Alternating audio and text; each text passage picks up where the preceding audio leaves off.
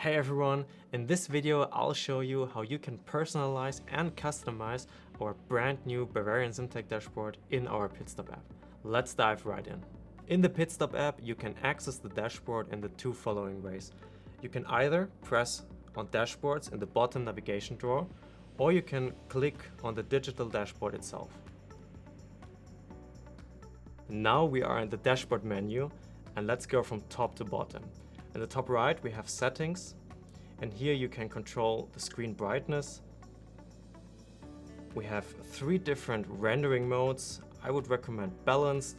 If you go on max frame rate, you will have a refresh rate of up to 60 Hz. Max quality, we are more looking at 25 Hz, but you have the best screen resolution. I would recommend balanced, then the Pitstop app decides what to pick depending on the complexity of the dashboard. And then at the end we have idle dash behavior. We have 2 dashboard modes. One is idle and one is race dash. And idle shows when you're outside of the car, race dash shows when you're inside of the car, but you can configure this here. So if you go on never, it will always show the race dash regardless on what session you're in. If you go until session is running, this means until the session where you're actually racing is running. And then until in car means actually when you really hop into the car. This is actually my preferred selection. Then let's continue. Up here you currently have basically 2 dashes you can select from.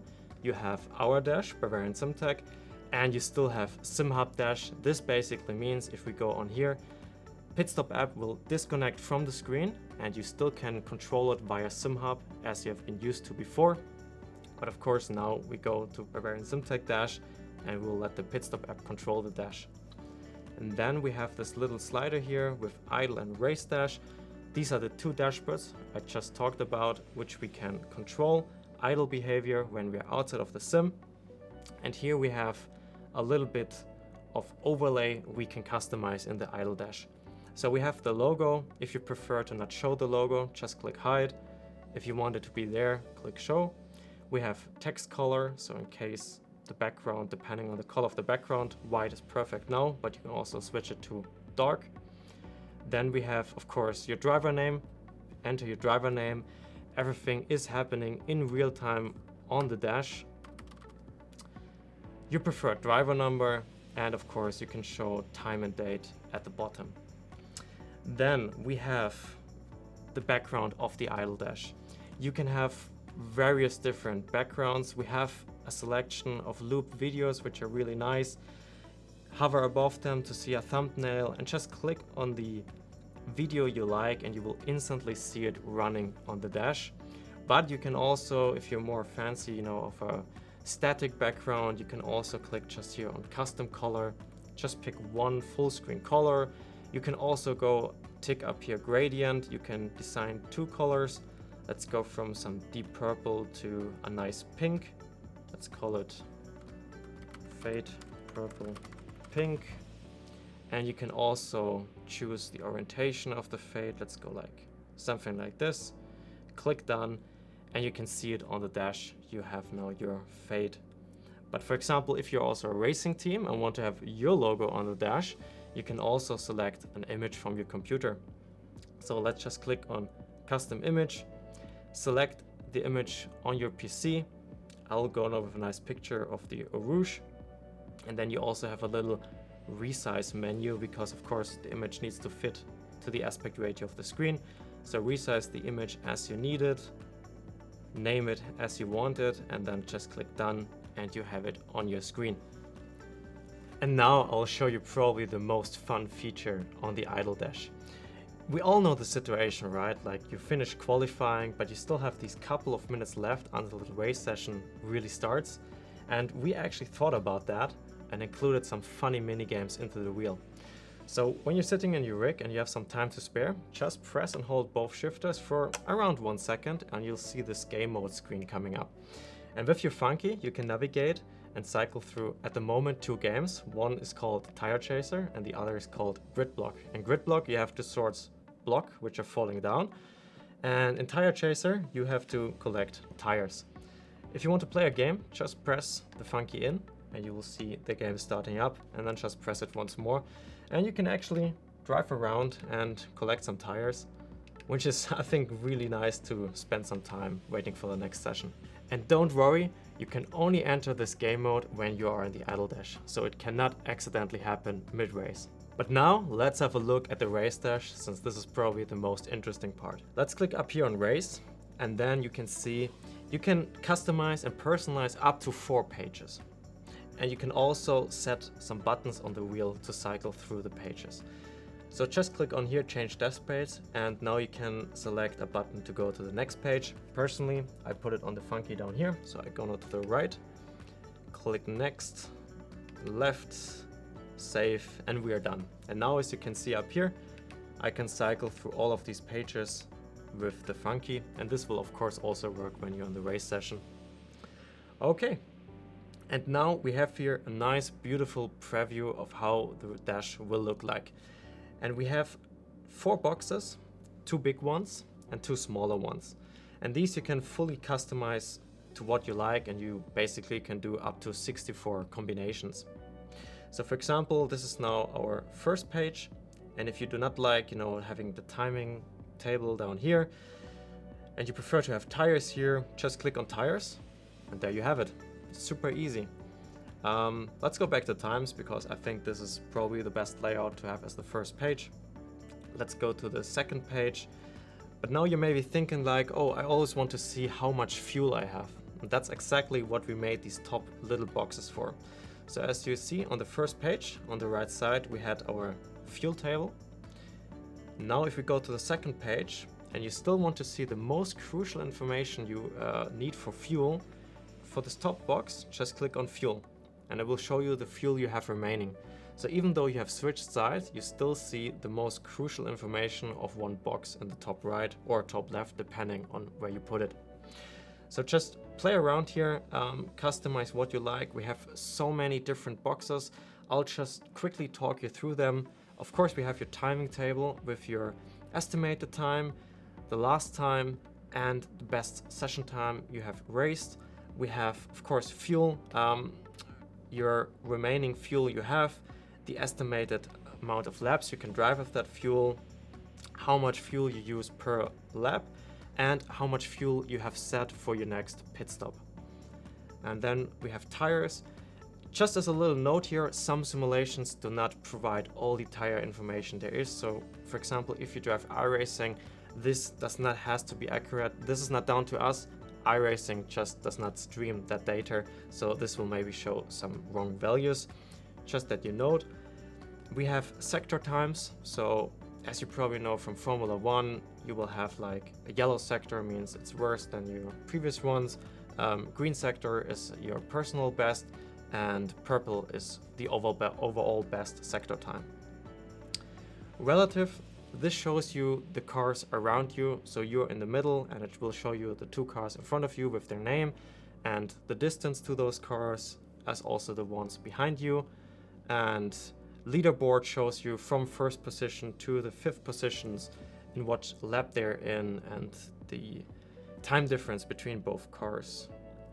We have chase view, one of my favorite. So if you're chasing cars, which we all do, you will see exactly the delta to the car in front, to the car behind.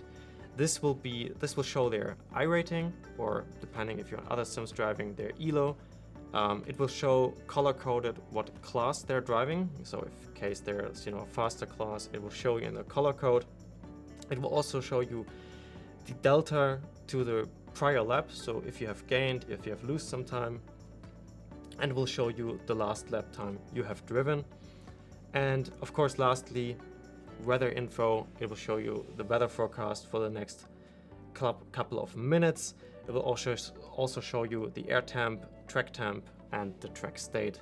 Okay, now that you have customized all 4 pages, let's move on, because there is actually a lot more you can customize. So if we continue to scroll down, you will have a lot more options. For example, swap RPM placement. So above your gear indicator, you have your speed, and below you have your RPMs. But if you prefer, for example, to have it the other way around, you can just click here swapped or normal and have it the way you like it. Same for spotter. In the dash we have integrated spotter indication, so the top left and top right mini box, they will become your spotter indication. If you don't like it because you say, okay, the flag lights are enough for me, just say off. If you want them, just to be static, so if a car is next to you, they will just, pop up and stay there. Click static. If you want them to blink, so you have, the maximum focus and see that there is actually a car next to you, you can have them blink.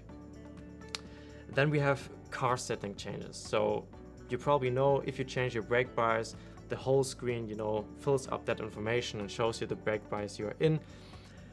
You have a lot of customizing here you can do. Let's start, of course, off means you change your brake bias and nothing will, appear on the screen and will change. We have top, then only a little bar on the top will show. This is the most minimal distraction when you change a different setting. You have middle, my recommended settings, so you have quite some notable indication in the middle of the screen, but you still have some other info also available. Or if you really want to be sure, then that you see that you have actually changed a car setting, you can go to full screen mode. And then normal and inverted basically means in inverted mode, the background becomes dominant color of the setting you have changed and the text will be black. In normal mode, the text will have the color and the background will be black. Then you can also decide which notification you want. For example, me personally, I definitely want to know when I change my brake bias. I also want to know when I change my TC, TC2 or ABS. But for example, for me it is not necessary to get a big notification when I change my engine mapping or my MUK or whatever. So I have this disabled, but if you also want that notification, click and tick the box. If you have missed anything here, definitely make sure to let us know in the comment section and we'll for sure implement it. And then lastly, you can select the duration the pop-up screen should appear. I would personally recommend here something between 1 and 1.5 seconds, but if you want it longer or shorter, it's one press of a button here and you will have that setting.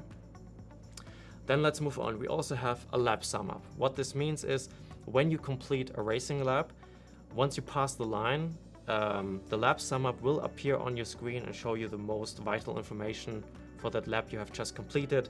For example, the delta compared to your last lap, or the delta to your session best lap, your position, the lap time of your last lap, and how much fuel you have used.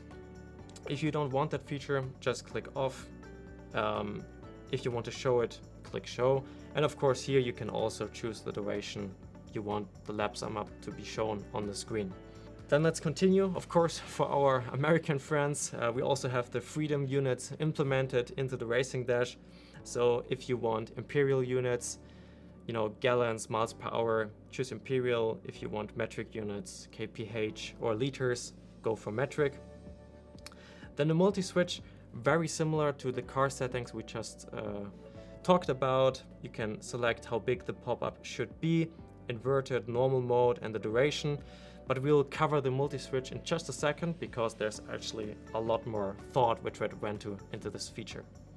Then we also have color themes. We have many different themes for our dashboard.